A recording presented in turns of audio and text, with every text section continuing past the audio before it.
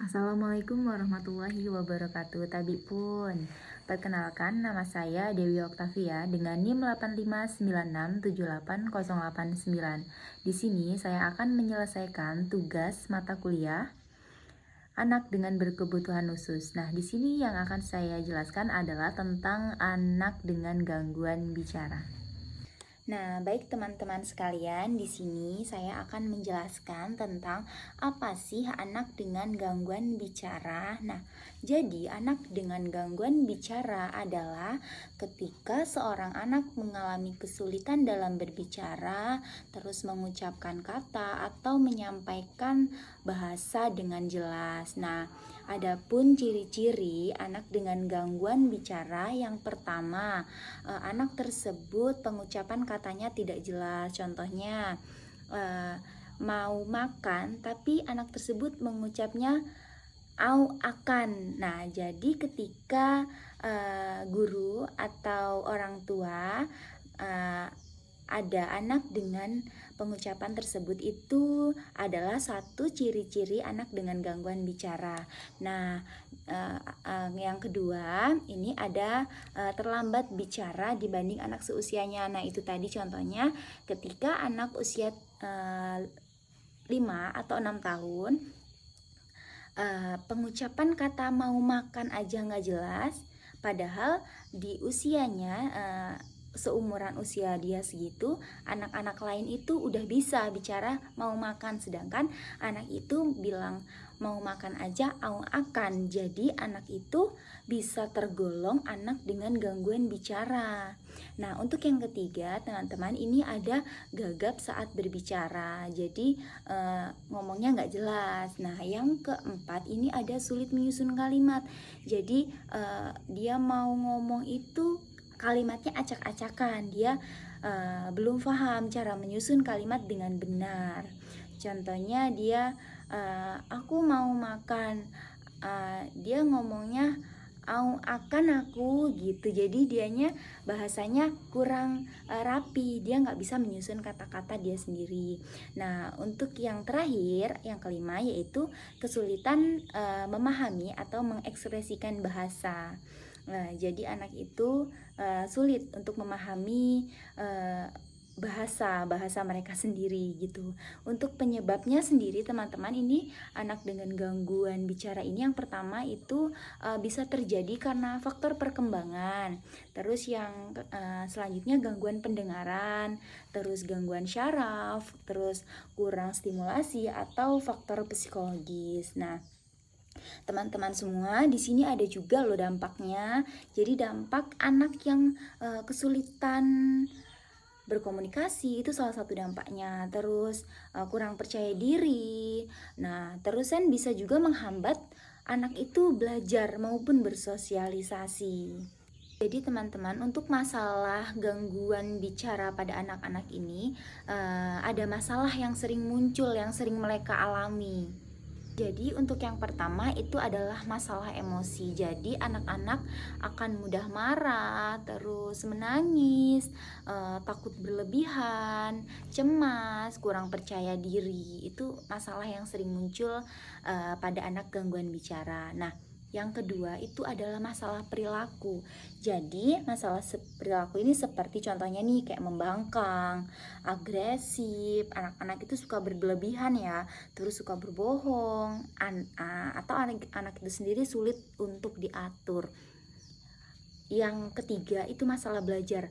Masalah belajarnya itu mungkin kesulitan membaca, kesulitan menulis, kayak anak itu sulit berkonsentrasi, terus prestasi belajarnya juga rendah. Itu ya teman-teman. Terus ada juga nih masalah sosial. Jadi untuk masalah sosialnya itu tadi, anak-anak sulit percaya diri, jadi sulit mencari teman, kan anak itu pemalu gitu. Nah, teman-teman semua, di sini ada penanganan anak atau strategi penanganan pendamping ya untuk siswa atau anak dengan gangguan bicara. Nah, yang pertama, ini seorang guru atau orang tua memberikan kasih sayang dan perhatian kepada anak tersebut. Jadi, anak ini membutuhkan rasa aman, dukungan emosional, dan perhatian dari orang tua atau kita sebagai guru. Jadi anak-anak ini butuh dilindungi gitu. Untuk yang kedua, ini antara guru dan siswa dengan gangguan bicara ini membangun komunikasi yang baik. Contohnya nih, dengarkan anak dengan sabar. Contohnya ketika dia mengadu kejadian dia musuhi atau gimana di sekolah, dia mengadu dan kita sebagai guru kita mendengarkan.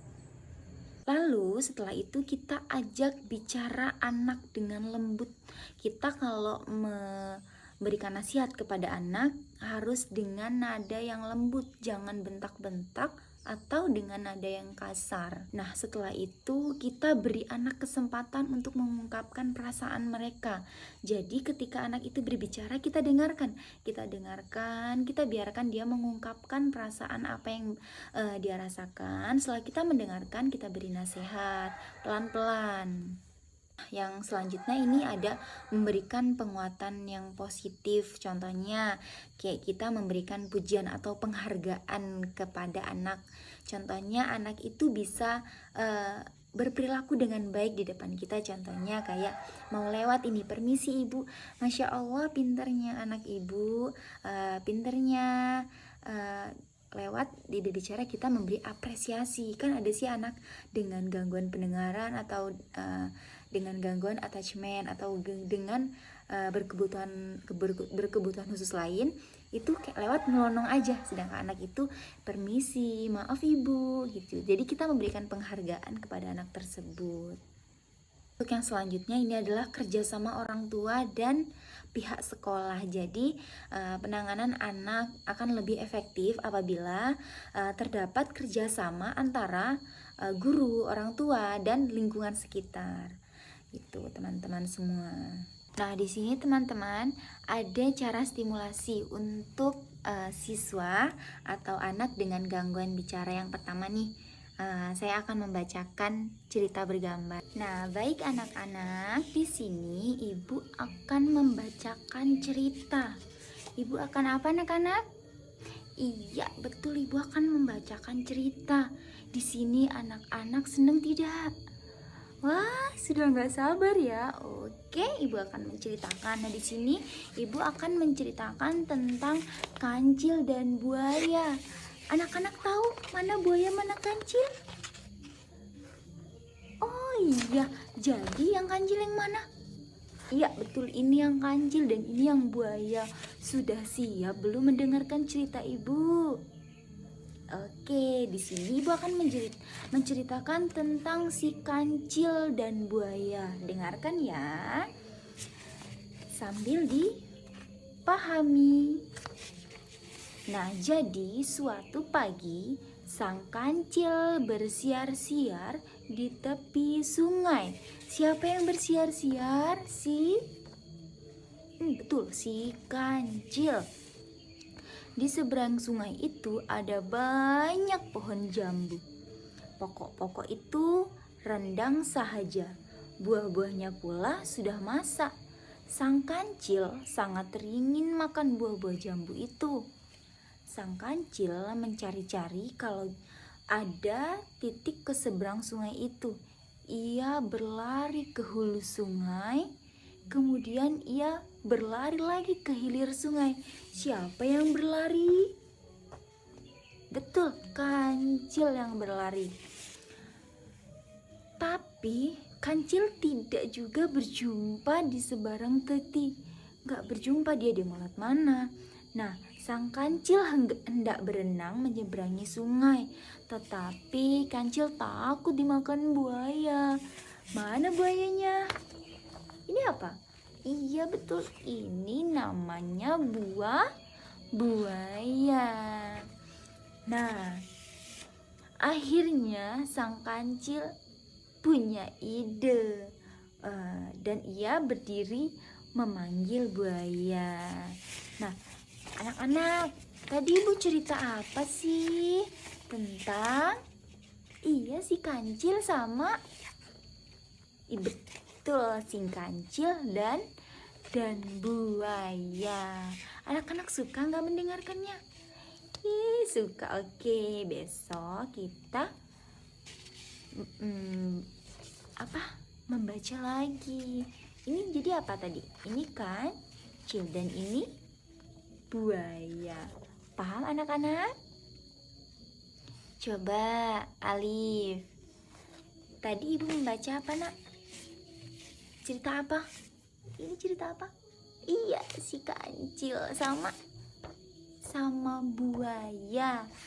Pintar. Baik teman-teman, jadi kesimpulan dari anak dengan gangguan bicara adalah anak gangguan bicara itu perlu perhatian, perlu pendampingan orang tua sejak dini agar tidak mengalami hambatan yang lebih lanjut dalam mereka berkomunikasi sosial atau kepercayaan diri mereka.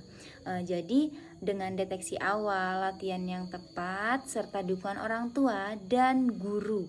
Ingat, orang tua dan guru itu saling berkontribusi atau saling bekerja sama agar kemampuan anak bicara berkembang lebih optimal. Iya. Jadi kesimpulan singkatnya yaitu anak dengan gangguan berbicara itu perlu dikenali sejak dini agar tidak mengganggu perkembangan komunikasi, sosial, dan emosi anak tersebut. Dukungan keluarga, guru, lingkungan, serta terapi bisa membantu anak meningkatkan kemampuan berbicara dan anak menjadi percaya diri. Itu teman-teman. Baik, sekian penjelasan saya tentang anak dengan gangguan bicara. Dan saya akhiri. Wassalamualaikum warahmatullahi wabarakatuh.